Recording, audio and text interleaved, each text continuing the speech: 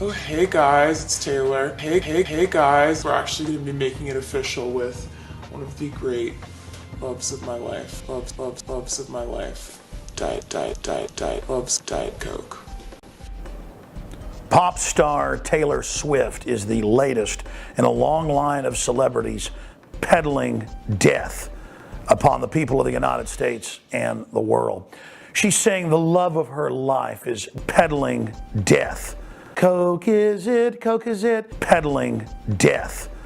It was the greatest thing ever. Feces, of course, they didn't tell you that 3 separate times in the decade before, Searle, a division of Monsanto, had tried peddling death.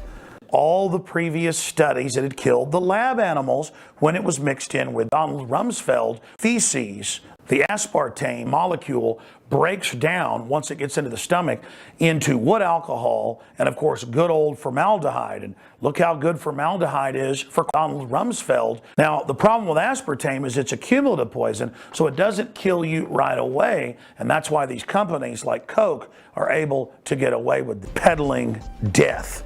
They know it's causing brain tumors. They know it's causing macular degeneration. They know it's been linked over and over again to all these problems. It's also important to note that aspartame was discovered by Donald Rumsfeld back in the 1960s, where they were trying to produce genetically engineered E. coli bacteria that could actually eat toxic waste and process it. And we believe from our research,